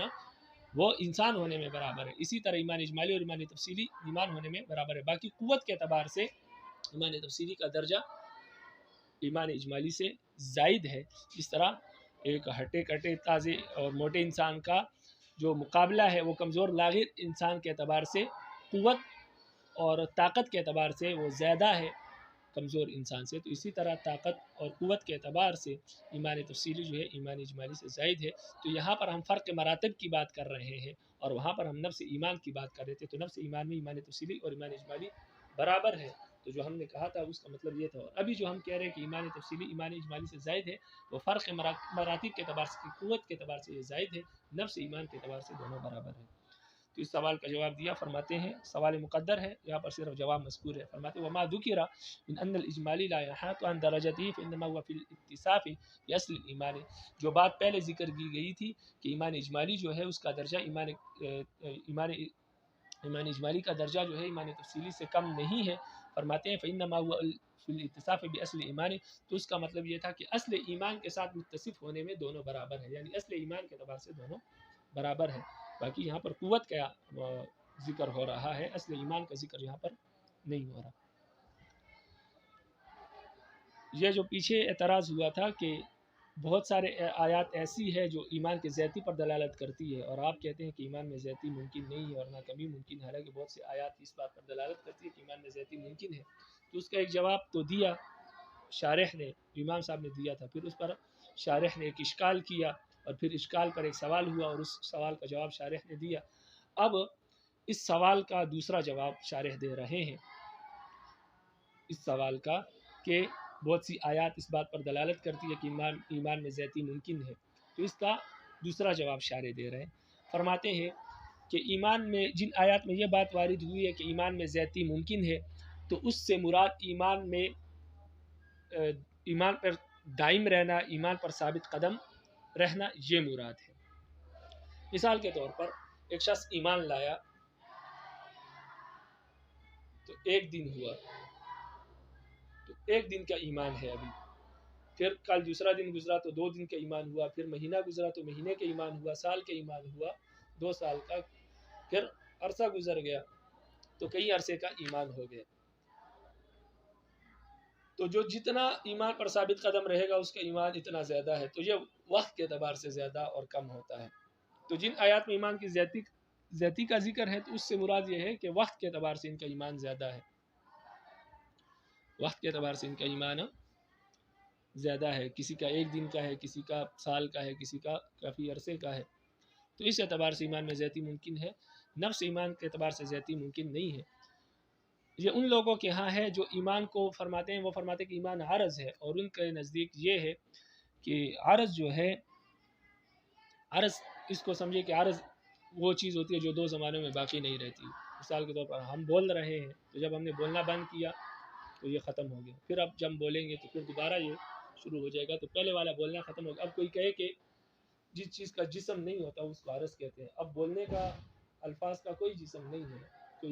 کوئی لفظ کوئی شخص اپنے منہ سے نکالے اور کہے کہ اب مجھے یہ الفاظ دکھائے، کوئی دکھا نہیں سکتا، کیونکہ وہ جس طرح منہ سے نکلے تو ختم ہو گئے. اسی طرح وہ فرماتے کہ ایمان بھی ایک عارض ہے، یہ ہر لمحے کے ساتھ اس میں جدت آتی رہتی ہے. ان کے نزدیک ہر گزرتے لمحے کے ساتھ ایمان پہلے والا ختم ہوتا ہے، دوسرا پیدا ہوتا ہے. پہلے 1 دن کا 1 منٹ کا تھا، 1 منٹ کے بعد وہ ختم ہوا، دوسرا شروع ہو گیا، پھر 1 دن کا وہ ختم ہوا، دوسرے دن کا شروع ہوا. تو ان کے نزدیک ایمان میں ہر سیکنڈ کے اعتبار سے جدت آتی رہتی ہے، اور ان کے نزدیک یہ ہے کہ جتنی جدت آتی ہے اتنا اس میں اضافہ ہوتا رہتا ہے. تو وہ کہتے ہیں کہ جن آیات میں ایمان کی زیادتی کا اعتبار ہے، شارح کہتے ہیں اس سے مراد یہ ہے کہ ایمان پر انسان جتنے وقت ثابت قدم رہتا ہے تو وہ مراد ہے کہ جو جتنے زیادہ وقت ثابت قدم رہتا ہے اس کا ایمان اتنا زیادہ ہے. پھر آگے شارح اس پر خود ہی ایک سوال ایک اعتراض کر رہے ہیں کہ جو لوگ یہ کہتے ہیں کہ ایمان عارض ہے اور عارض جو ہے ہر گزرتے لمحے کے ساتھ نیا پیدا ہوتا ہے، تو جب نیا پیدا ہوتا ہے تو اس میں اضافہ ہوتا ہے. تو فرماتے ہیں یہ بات درست نہیں ہے کہ جو چیز نئی پیدا ہو تو اس میں اضافہ ہو. مثال کے طور پر ایک کالا کپڑا ہے، کسی مشین میں بن رہا ہے، ایک تھان بنا وہ بھی سیاہ ہے، اس کے بعد دوسرا تھان بنا، تو اس کا مطلب یہ ہے کہ دوسرا تھان پہلے والے تھان سے زیادہ سیاہ ہوگا، دونوں برابر کی سیاہی ہے. اسی طرح یہ تو جسم ہے، رات کی تاریکی یہ ایک عارض ہے. ایک رات ختم ہوئی، وہ رات تاریک تھی، پھر دن آیا، پھر دوسری رات آئی. تو اب یہ مطلب نہیں ہے کہ جو دوسری رات ہے وہ پہلی والی رات سے زیادہ تاریک ہوگی. تو یہ قاعدہ جو آپ نے پیش کیا کہ ہر نئی چیز پہلے والے چیز سے اس میں اضافہ ہوتا ہے، اور ایمان عارض ہے تو پہلے والے سے ہر گھڑی میں یہ ختم ہوتا رہتا ہے، نیا پیدا ہوتا رہتا ہے، تو اس میں جتنا اس پہ وقت گزرتا رہے گا نیا پیدا ہوتا رہے گا اس میں اتنا ہی اضافہ ہوگا. تو یہ بات درست نہیں ہے، اس لیے کہ ایک رات گزر جائے تو یہ مطلب نہیں ہے کہ دوسری رات اس سے زیادہ سیاہ ہوگی، زیادہ تاریک ہوگی. فرماتے ہیں کہ یہ بات درست نہیں ہے کہ جو چیز نئی پیدا ہوتی ہے تو اس میں اضافہ ہوتا ہے یا اس میں زیادتی لازم آتی ہے، تو یہ بات ہم نہیں مانتے. بہرحال یہ دوسرا جواب ہے اس سوال کا. فرماتے ہیں وقیل ان الثبات والدوام علی الایمان زیادۃ علیہ فی کل ساعۃ. فرماتے ہیں کہ ان آیات سے مراد یہ ہے کہ ایمان پر ثابت قدم رہنا یہ ذاتی ہے ہر گھڑی میں، یعنی ہر گزرتے گھڑی کے ساتھ اس میں اضافہ ہوتا رہتا ہے. حاصل ہو فرماتے اس بات کا حاصل یہ کہ انه یزید بذات الازمان. فرماتے کہ ایمان زمانے کے گزرنے کے ساتھ زیادہ ہوتا رہتا ہے، پہلے 1 دن کا تھا، اب 2 کا، سال کا، تو اس طرح زیادہ ہوتا رہتا ہے. فرماتے اس وجہ سے کہ انه عرض لا يبقى الا بتجدد الامثال. فرماتے کہ ایمان عرض ہے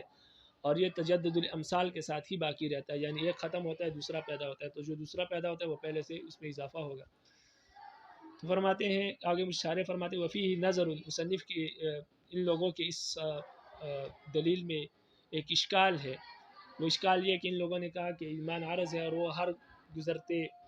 لمحے کے ساتھ نیا پیدا ہوتا ہے اور اس میں اضافہ ہوتا ہے. فرماتے ہیں کہ یہ محل نظر ہے، اس لیے کہ حصول المثل بعد انعدام شیء لا يكون من الزیادة فی شیء. فرماتے ہیں اگر ایک چیز ختم ہو جائے اور اس کی مثل دوسری پیدا ہو جائے، جیسے ایک رات ختم ہوئی اور پھر دوسری رات آئی، تو ایک چیز کے مثل کے حاصل ہونے کے بعد، ایک چیز کا مثل حاصل ہو جائے اس چیز کے ختم ہونے کے بعد، تو اس میں کوئی زیادتی نہیں آتی اس چیز میں. مثلا ایک چیز ختم ہو جائے، اس کے مثل دوسری چیز پیدا ہو جائے، تو اس کا یہ مطلب نہیں ہے کہ اس چیز میں زیادتی آ گئی. کما فی سواد الجسم، جیسے کہ جسم کی سیاہی میں ایک کالا کپڑا ہے، ایک تھان بن گیا، اب دوسرا تھان بنا، تو اس کا یہ مطلب نہیں ہے کہ دوسرا تھان اس سے سیاہی میں زیادہ ہوگا. اسی طرح میں نے رات کی تاریکی کی مثال دی کہ ایک رات گزری، دوسری رات آئی، کیونکہ دونوں رات ایک طرح ہے، ایک مثل ختم ہوا، دوسرے اس کی مثل ایک دوسری رات آئی، لیکن اس کا یہ مطلب نہیں ہے کہ دوسری رات اس سے زیادہ تاریک ہوگی. ہو سکتا ہے دوسری رات میں اس سے روشنی کچھ زیادہ ہو کیونکہ چاندنی رات ہو. تو یہ ممکن، تو یہ بات ہم نہیں مانتے کہ ہر گزرتے لمحے کے ساتھ یا جو نئی چیز پیدا ہوتی ہے تو اس میں کیا ہے، زیادتی ہوتی ہے. تو دو جواب ہو گئے. تیسرا جواب اس سوال کا کہ بہت سی آیات میں ایمان کے اضافے کا ذکر آیا اور آپ ایمان کے اضافے کو نہیں مانتے، تو اس کا تیسرا جواب یہ ہے کہ ان آیات میں ایمان کی زیادتی سے مراد نفس ایمان کی زیادتی مراد نہیں ہے، بلکہ ایمان کے ثمرات کی زیادتی مراد ہے، ایمان کے نور کی زیادتی مراد ہے. اور ایمان کے ثمرات کیا ہے؟ ایمان کے ثمرات یہ ہے کہ دل منور ہو جائے، دل روشن ہو جائے، دل کا تعلق رب العالمین سے جڑ جائے، رب العالمین کا قرب حاصل ہو جائے، نیک اعمال کی طرف رغبت ہو جائے، تو یہ ایمان کے ثمرات ہے. تو ان آیات میں مراد ثم ازدادوا ایمانا ای ثمرات ایمانہ، ای ثمرات ایمانہ، یعنی ان آیات کی وجہ سے ان لوگوں کے ایمان میں زیادتی ہوتی ہے. اس کا مطلب یہ کہ ان لوگوں کے ایمان کے ثمرات میں زیادتی ہوتی ہے. تو جن آیات میں ایمان کی زیادتی کا ذکر آیا اس سے مراد ایمان کے ثمرات کی زیادتی ہے، نفس ایمان میں زیادتی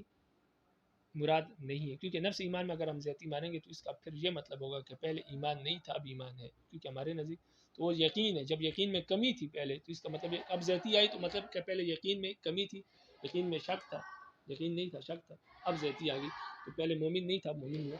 اس کی تشریح میں نے پہلے آپ کو بتا دی ہے. ہمارے نزدیک ایمان میں اضافہ اور کمی ممکن نہیں، کیونکہ ہم اضافہ یا کمی مانیں تو پھر اس میں سے ایمان نہیں ہوگا، اضافے کی صورت میں بھی اور کمی کی صورت میں بھی پھر نہیں رہے گا کیونکہ شک آ جائے گا. تو اس لیے ہم ایمان کے ثمرات کی زیادتی مراد لیتے ہیں ان آیات سے، کہ ایمان کے ثمرات میں زیادتی ہو گئی. نیک اعمال سے کیا ہوتا ہے کہ انسان کا ایمان کے جو ثمرات ہیں اس میں زیادتی آ جاتی ہے. انسان جب نیک اعمال کرتا ہے تو دل روشن ہو جاتا ہے، دل منور ہو جاتا ہے، رب العالمین کا قرب حاصل ہوتا ہے، اور رب العالمین کا قرب حاصل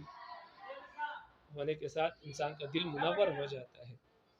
تو یہ مراد ہے اور یہ ایمان کے ثمرات ہیں. تو نیک اعمال سے یہ حاصل ہوتے ہیں، نفس سے ایمان میں زیادتی نہیں ہوتی، اس لیے نفس سے اعمال صالح ایمان کا جزء نہیں ہے. تو اب عبارت کو دیکھیں، فرماتے ہیں کہ وقیل المراد زیادت ثمرتہ و اشراق نورہ و ضیاؤہ فی القلب. فرماتے ہیں کہ ان آیات سے مراد ایمان کے ثمرات کی زیادتی ہے اور ایمان کے نور کا پھیل جانا ہے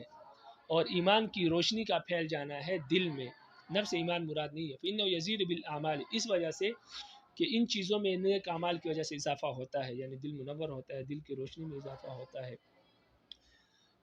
رب العالمین کے قرب میں اضافہ ہوتا ہے، رب العالمین کا قرب حاصل ہوتا ہے. تو یہ نیک اعمال کی وجہ سے ان چیزوں میں اضافہ ہوتا ہے. وینقص بالمعاصی، اور گناہوں کی وجہ سے اس چیز میں کمی آتی ہے.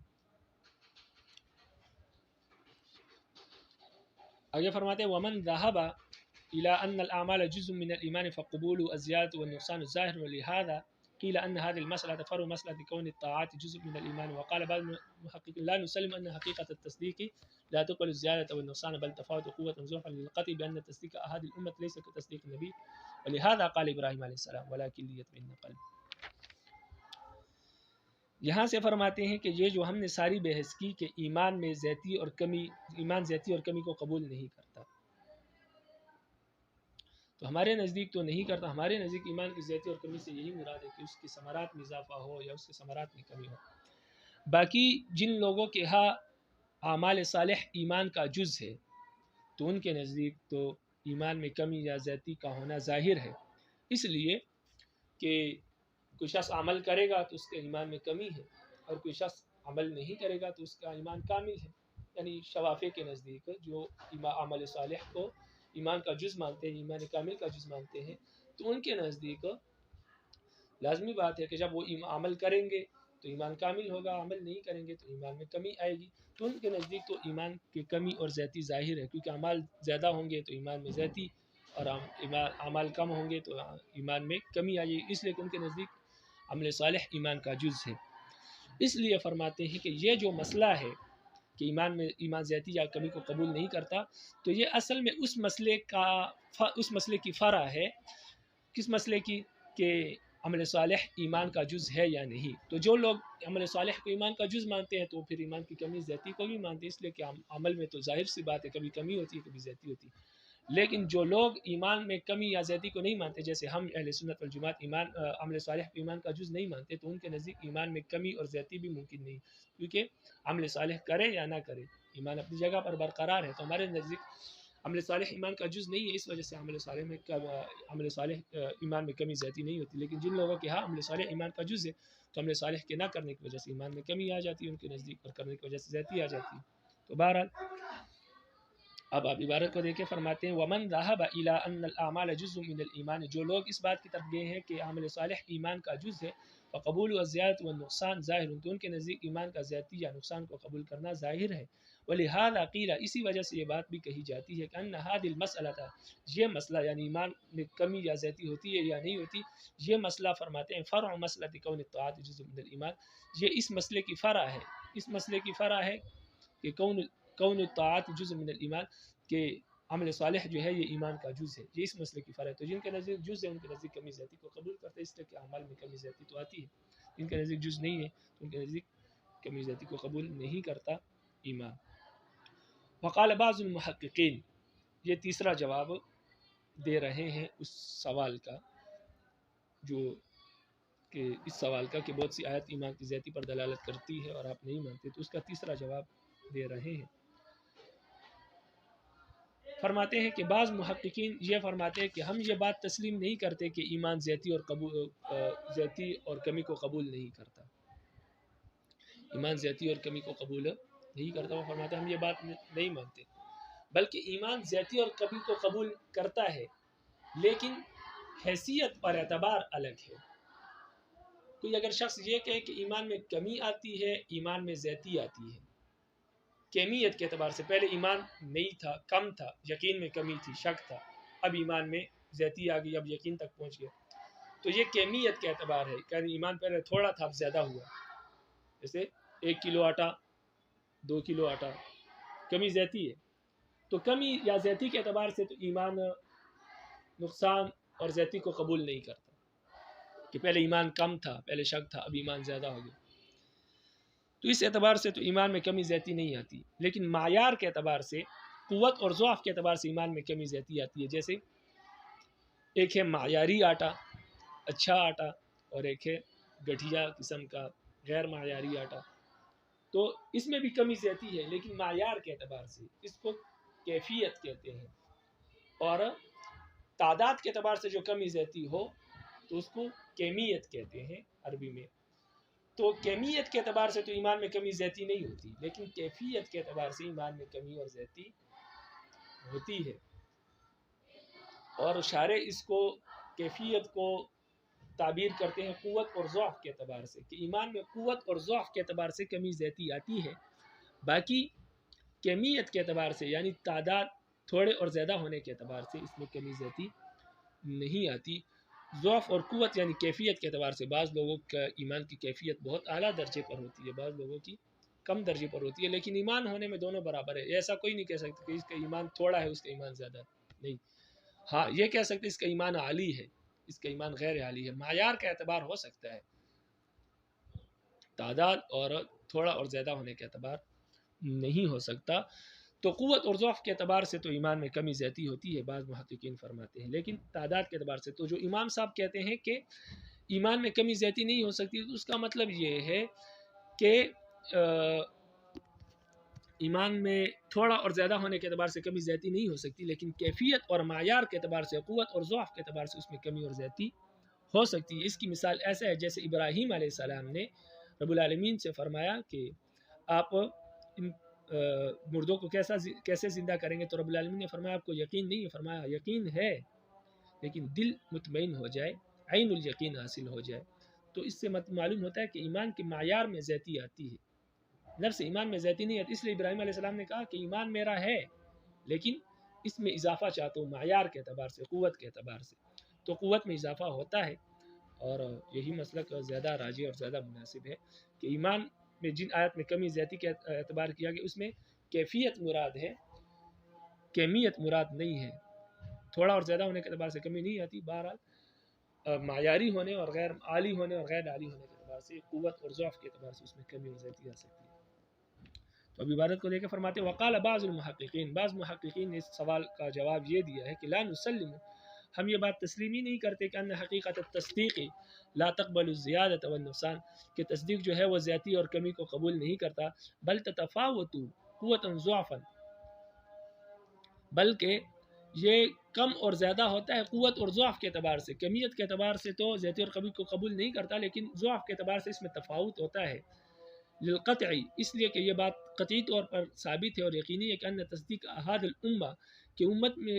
امت کے جو بعض لوگ ہیں، امت کے جو افراد ہیں، لیسا کا تصدیق نبی صلی اللہ علیہ وسلم، ان کو ایسی تصدیق اور ایسا ایمان حاصل نہیں ہے جو نبی علیہ السلام کو حاصل تھا۔ تو امت کے لوگوں کو نبی علیہ السلام جیسا ایمان حاصل نہیں ہے، کیونکہ نبی علیہ السلام کے ایمان معیاری اعلیٰ درجے پر تھا اور ہمارا اس درجے پر نہیں ہے، لیکن مومن ہونے میں دونوں برابر ہے کہ ہم بھی مومن ہیں، نبی علیہ السلام بھی مومن تھے، کیونکہ نفس ایمان تو دونوں کا ہے کہ اللہ کی وحدانیت اور نبی علیہ السلام کو آخری نبی اور اسی طرح احکامات کو حق اور سچ مانتے ہیں، باقی اعلیٰ درجے کا معیار اس اعتبار کا نہیں ہے جس طرح نبی علیہ السلام کے ایمان کا معیار تھا۔ ولہذا فرماتے ہیں اس لیے قوت اور ضعف میں کمی اور زیادتی آتی ہے اور معیار میں کمی اور زیادتی آتی ہے، کمیت میں نہیں آتی۔ اس وجہ سے ابراہیم علیہ السلام نے فرمایا وَلَٰكِن لِيَطْمَئِنَّ قَلْبِي، کہ یقین تو مجھے ہے، ایمان تو میرا ہے، لیکن میرا دل کے اطمینان چاہتا ہوں، عین الیقین چاہتا ہوں۔ جب انہوں نے رب العالمین نے کہا کہ آپ نہیں مانتے کہ میں مردوں کو زندہ کروں گا، فرمایا کہ نہیں، آپ زندہ کریں گے لیکن مجھے جو ہے عین الیقین چاہیے، مجھے یقین ہے۔ اس لیے آپ سوال پڑھیں تو اس میں یہ ہے وَإِذْ قَالَ إِبْرَاهِيمُ رَبِّ أَرِنِي كَيْفَ تُحْيِي الْمَوْتَى، اے میرے رب آپ مردوں کو کیسے زندہ کریں گے۔ یہ سوال نہیں تھا کہ آپ زندہ کریں گے یا نہیں کریں گے، یا کر سکتے یا نہیں کر سکتے، نہیں، وہ تو یقین تھا کہ کر سکتے ہیں۔ سوال یہ تھا کیفیت کے اعتبار سے کہ آپ کیسے زندہ کریں گے، کس لحاظ سے زندہ کریں گے۔ تو ابراہیم علیہ السلام نے کیفیت کا سوال کیا، اور کیفیت کے اعتبار سے ایمان میں کمی زیادتی ہوتی ہے، کہ کیفیت کا یہی مطلب ہے کہ معیار کے اعتبار سے، اور کیمیت کا سوال نہیں کیا ابراہیم علیہ السلام نے کہ آپ زندہ کریں گے یا نہیں کریں گے، کر سکتے یا نہیں کر سکتے، یہ سوال نہیں، کر سکتے لیکن کیسے کریں گے، صورت کیسی ہوگی، تو اس صورت اور معیار کا سوال کیا تھا، اور وہ ہم نے بار بار کہا کہ کیمیت اور معیار اور کیفیت کے اعتبار سے ایمان میں زیادتی اور